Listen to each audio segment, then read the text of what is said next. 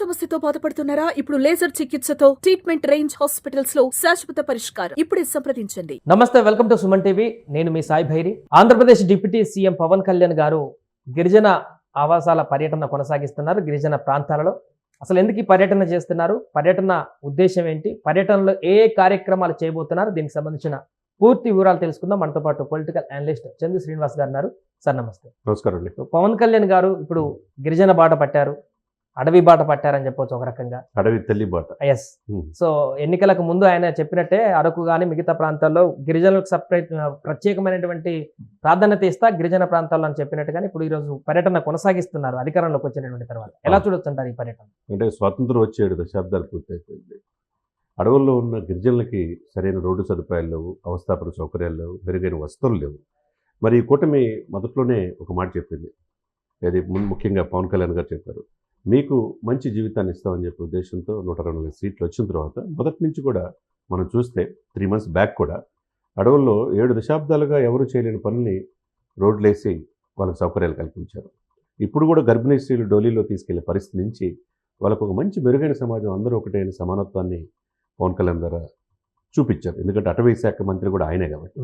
దీంతోపాటు ఉత్తరాంధ్ర వెనుకబడుతనాన్ని చాలామంది ప్రశ్నిస్తున్నారు. దశాబ్దాల తరబడి అనేక పార్టీలు వచ్చినా ఎవరు పట్టించుకోవాలి.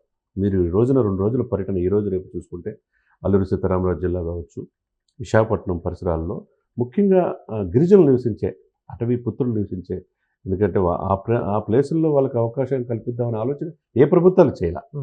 ఈరోజు చూసుకుంటే కనుక అడవి తల్లి బాట పేరుతో అక్కడున్న రోడ్ల నిర్మాణానికి శంకుస్థాపన, దశాబ్దాల తరబడి ఉన్న సమస్యని, ముఖ్యంగా వర్షాకాలం వచ్చిందంటే చాలా వంతెనల నుంచి నడవడానికి ఇబ్బంది పడుతున్న దృశ్యాలు మనం చూస్తుంటాం ఎవ్రీ ఇయర్. వంతెనలు లేకుండా కేవలం నదులు కానీ చిన్న చిన్న పాయల దగ్గర. సో అలాంటి వాటికి మోక్షం కలుగుతుందా ఈ పర్యటన? డెఫినెట్ గా మోక్షం కలుగుతుంది. గతంలోనే దాదాపు 140 కోట్ల రూపాయలు రోడ్లకే వెచ్చించారు. ఇకపోతే ఈ పర్యటన, ఈ 2 రోజుల పర్యటన ఆశాంతం కూడా ఎదురు చూస్తున్నారు. అంటే ఇలా చేయొచ్చు అనేది పవన్ కళ్యాణ్ గారు చూపిస్తున్నారు. వాళ్ళకు కూడా మనలో భాగమైనట్టు నాడు నేడు అప్పుడున్న పరిస్థితులు ఎలా ఉన్నాయి, ఇప్పుడున్న పరిస్థితులు ఎట్లా మెరుగైన సదుపాయాలు ఉన్నాయి, ఆ విధంగా చూసుకుంటే ఈ రోజున రోడ్ల నిర్మాణ శంకుస్థాపనతో పాటు 20,000 మంది పిల్లల్లో, అక్కడ గిరిజన ప్రాంతాల్లో ఉన్న పిల్లలతో వాళ్ళకి సూర్య నమస్కారాలు 108 సూర్య నమస్కారాలు చేసి గిన్నిస్ బుక్ రికార్డు ఇదిగా వాళ్ళల్లో ఒక ఇదిని ఆలోచన కలగజేస్తారు. మనమంతా ఒకటైన భావన. అది రేపటి రోజున వుడెన్ బ్రిడ్జి నిర్మాణం దానికి ప్రారంభిస్తున్నారనమాట. వుడెన్ బ్రిడ్జి అంటే మనం ఏదైనా వర్షాలు వచ్చి ఇబ్బంది పడినా దాని ఆ ఫెసిలిటీ కల్పిస్తున్నారు. ఇకపోతే డోమ్రగూడలో, పెదపాడులో ఆ గ్రామంలో రోడ్లు సదుపాయాలు కల్పిస్తున్నారు.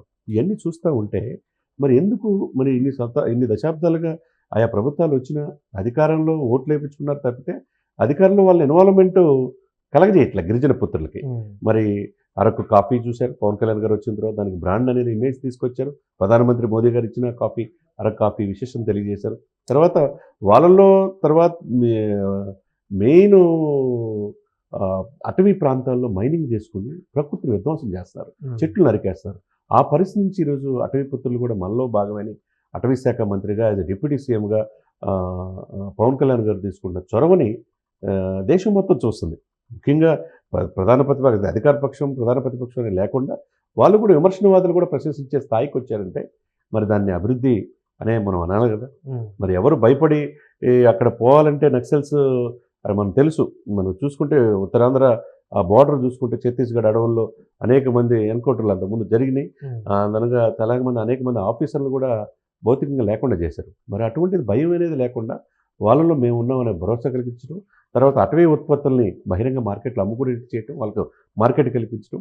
ఈ 2వ రోజు ఎండింగ్లో రేపు సాయంత్రానికి ఎకో టూరిజం ఈ ప్రాజెక్టులని డెవలప్ చేసుకుంటా వాళ్ళతో సమావేశం, అటవీ శాఖ అధికారులతో సమావేశం కావటం అనేది ఒక మంచి ఇదిగా మనం చూడాలన్నమాట. ఇంకొకటి, గిరిజన ప్రాంతాల్లో ప్రధానంగా ఎడ్యుకేషన్కి సంబంధించినటువంటి అవగాహన తక్కువగా ఉంటుంది. ఆ అవేర్నెస్ కల్పించడానికి చాలా ప్రయత్నాలు చేసినప్పటికీ కూడా గిరిజన ప్రాంతాల్లో ప్రతి ఒక్కరు ఎడ్యుకేట్ అవ్వడానికి కొంత ఫెసిలిటీ అనేటివి సరిగా ఉండవనేటువంటి ఒక అపోహ చాలా రోజుల నుంచి ఉంది. ఒక వివాదం కానీ ఒక అంశం కానీ అది ఎట్లా సార్ట్అవుట్ చేస్తారు? ప్రతి ఒక్కరికి విద్యను అందించి వారిని ఎడ్యుకేట్గా చేయడం, ఎడ్యుకేషన్ పెంపొందించడం కోసం ఎలాంటి ప్రయత్నాలు చేస్తే బాగుంటుంది? కూటమి ప్రభుత్వం ఈ విషయంలో ఏ ఇనిషియేటివ్ తీసుకుంటుంది? అంటే గత 5 సంవత్సరాలు నిర్లక్ష్యానికి గురయ్యారు అటవీ పుత్రులు, గిరిజన ప్రజలు.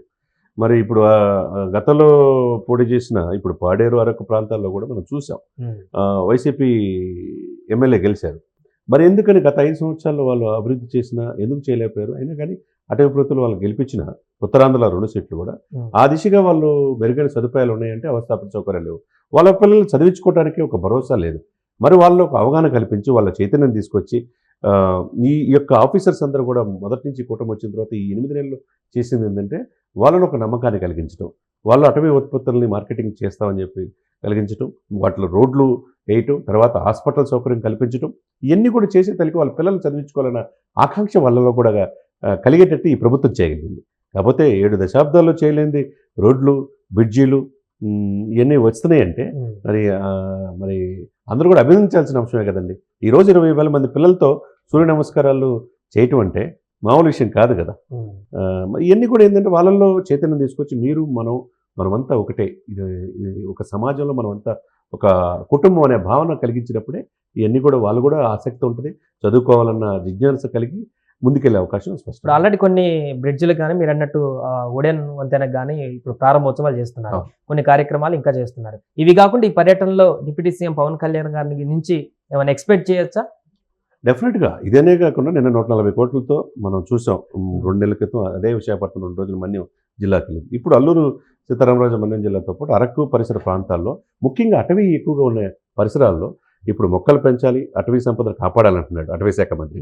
అదే సమయంలో గిరిజనులకి ఈ యొక్క ప్రభుత్వంలో భాగస్వామ్యం కల్పించి వాళ్ళ యొక్క ఉత్పత్తులు ఏదైతే అటవీ ఉత్పత్తులు బహిరంగ మార్కెట్లో వచ్చేట్టుగా మంచి రేటు వచ్చేట్టు చేయటం వల్ల ప్రపంచం అంతా వాళ్ళ వైపు చూసేట్టు చేయగలుగుతున్నారు. ఇంకా రాయితీలు ఏ విధంగా ఉన్నాయి, ఎకో టూరిజం ప్రాజెక్ట్ డెవలప్ చేయడానికి, వాళ్ళతో సమావేశం అవడానికి, అధికారులతో వాళ్ళు సమన్వయం ఏర్పాటు చేసి ఎప్పటికప్పుడు వాళ్ళ సమస్యలు తెలుసుకుని సమస్యలు సాల్వ్ చేసుకోవడానికి ఒక వేదికని ఏర్పాటు చేస్తున్నట్టుగా స్పష్టంగా మనకు తెలుస్తుంది. Right sir. అది ప్రస్తుతం AP deputy CM Pawan Kalyan garu గిరిజన పర్యటన చేయబోతున్నారు, అటవీ ప్రాంతంలో పర్యటన చేయబోతున్నారు. కొన్ని కార్యక్రమాలకి ప్రారంభోత్సవాలు, కొన్నిటికి శంకుస్థాపనలు, మరికొన్నిటికి అక్కడికి వెళ్ళినటువంటి తర్వాత ఏమైనా ఇనిషియేట్ తీసుకొని ప్రకటిస్తారనేది మాత్రం ఉత్కంఠగా నెలకొంది.